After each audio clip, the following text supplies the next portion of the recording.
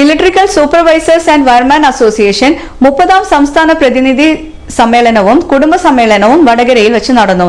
Municipal town ഹാളിൽ വെച്ച് നടന്ന പരിപാടി deputy chief electrical inspector Kozhikode Jyothish K P ഉദ്ഘാടനം ചെയ്തു. രാവിലെ വടകര ടൗൺ ഹാളിൽ നടന്ന ചടങ്ങിൽ സംസ്ഥാന ജനറൽ സെക്രട്ടറി ഗിരീഷ് കുഞ്ഞുമോൻ സ്വാഗതം പറഞ്ഞു. സംസ്ഥാന പ്രസിഡന്റ് എം ബാബു അധ്യക്ഷത വഹിച്ച പരിപാടി Kozhikode deputy chief electrical inspector Jyothish K P ഉദ്ഘാടനം ചെയ്തു. LPG എന്ന് പറഞ്ഞാൽ എന്താ? ലിക്വിഫൈഡ് പെട്രോളിയം ഗ്യാസ് അല്ലേ? നമ്മുടെ വീട്ടിലെ ഗ്യാസ് ആണ് LPG എന്ന് നമ്മൾ അറിയുന്നത്. പക്ഷെ ശരിക്കും 1991 മുതൽ ഇന്ത്യയിൽ നടപ്പിൽ വരുത്തുന്ന സംഗതിയാണ് LPG. അതായത് എന്താണ് LPG? എന്താ? ലിബറലൈസേഷൻ, P എന്ന് പറഞ്ഞാൽ പ്രൈവറ്റൈസേഷൻ, G എന്ന് പറഞ്ഞാൽ ഗ്ലോബലൈസേഷൻ, ആഗോളവൽക്കരണം, സാമ്പത്തിക ഉദാരവൽക്കരണം, സ്വകാര്യവൽക്കരണം, ഇങ്ങനെയുള്ള കാര്യങ്ങൾ 91 മുതൽ നമ്മുടെ ഇന്ത്യ സർക്കാർ നടപ്പിലാക്കി വരുന്നു. അതിൻ്റെ എഫക്റ്റുകൾ ഇങ്ങനെ നമ്മൾ ബാധിച്ചുകൊണ്ടിരിക്കുകയാണ്. അപ്പോൾ അത് ശരിക്കും പറഞ്ഞാൽ അതിന് ധാരാളം അഡ്വാൻറ്റേജുകളുണ്ട്. നമുക്ക് ഫോൺ മേഖല, ടെലികോം മേഖല നോക്കിയാൽ തന്നെ മനസ്സിലാവും. അതേപോലെ പണ്ടത്തെ ഒരു കാലത്ത് ഒരു കാറൊക്കെ, അന്ന് അംബാസഡർ കാറാണല്ലോ, കാറ് ബുക്ക് ചെയ്യണമെങ്കിൽ മൊത്തം പൈസ ആദ്യം കൊടുക്കണം. നമ്മുടെ പൈസ വെച്ചിട്ടാണ് അവർ കാർ ഉണ്ടാക്കുക തന്നെ. ഇന്നത്തെ കാര്യങ്ങൾ എന്താണെന്ന് അറിയാം. അതേപോലെ തന്നെ ടെലികോം മേഖല. അപ്പോൾ ധാരാളം അഡ്വാൻറ്റേജസ് ഇതിനുണ്ട്.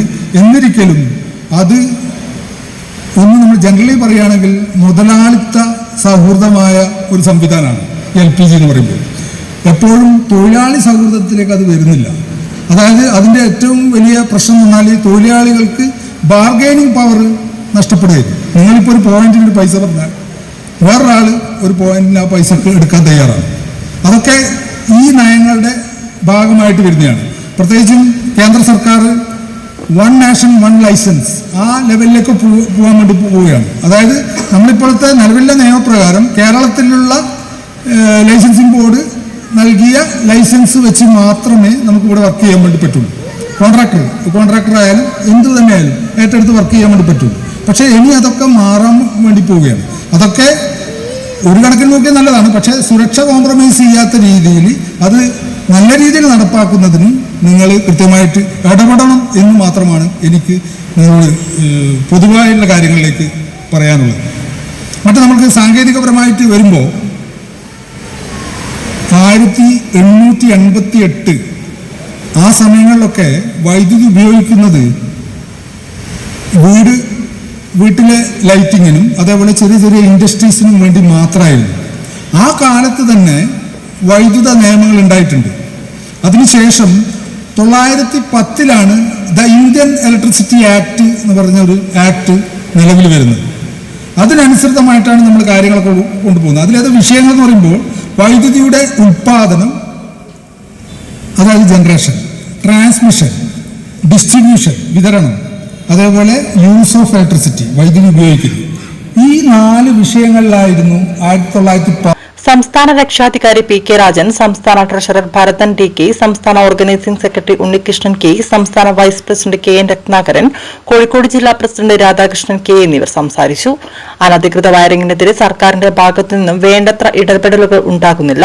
RTO ഓഫീസർമാർ വാഹന പരിശോധന നടത്തുന്നതുപോലെ ഇലക്ട്രിക്കൽ ഇൻസ്പെക്ടറേറ്റ് ഉദ്യോഗസ്ഥർ കൺസ്ട്രക്ഷൻ നടക്കുന്ന കെട്ടിടങ്ങളിൽ മിന്നൽ പരിശോധന നടത്തണമെന്നും വയറിംഗ് മേഖലയിൽ പ്രവർത്തിക്കുന്ന അംഗീകൃത തൊഴിലാളികളുടെ ഉന്നമനത്തിന് സർക്കാരിന്റെ ഭാഗത്തു നിന്നും ആവശ്യമായ ഇടപെടലുകൾ ഉണ്ടാക്കണമെന്നും സമ്മേളനം ആവശ്യപ്പെട്ടു. പെർമിറ്റുള്ള ആൾക്കാരെ കൊണ്ട് മാത്രം ജോലി ചെയ്യിപ്പിക്കുക, അതാണ് ഞങ്ങൾ ഫോളോ ചെയ്യുന്നത്. ഞങ്ങൾക്ക് അതിനനുസരിച്ചിട്ട് ക്വാളിഫൈഡ് ഉള്ള ഇലക്ട്രീഷ്യന്മാർ നമുക്കുണ്ട്, അല്ലെങ്കിൽ വയർമാൻമാർ നമുക്കുണ്ട്, കോൺട്രാക്ടർമാർ നമുക്കുണ്ട്. ഞാനിവിടെ സൂചിപ്പിക്കുകയാണ് അക്കാര്യം കൂടി. ഈ കാര്യങ്ങളൊക്കെ നമ്മുടെ മെമ്പർമാർക്ക് കാര്യങ്ങൾ അറിയാം. പക്ഷേ നമ്മുടെ വീട്ടിൽ നിന്ന് വന്ന അമ്മമാർക്കും കുട്ടികൾക്കും ഭാര്യമാർക്കും അറിയണമെങ്കിൽ ഞാൻ ഇതിൽ കൂടി പറയുന്ന കാര്യങ്ങൾ പറഞ്ഞേ തീരൂ, എങ്കിലേ അവരത് ഉൾക്കൊള്ളൂ എന്ന് ഞാൻ മനസ്സിലാക്കുന്നു. ഇനി നമ്മുടെ വിഷയത്തിലേക്ക് കഴിയുവാണ്. ഞങ്ങൾക്ക് ഇതുവരെ ജോലി ചെയ്യാൻ സർക്കാർ അനുവദിച്ചിട്ടുള്ളത്. ഈ കാര്യങ്ങൾക്ക് സാറിന് അറിയാം.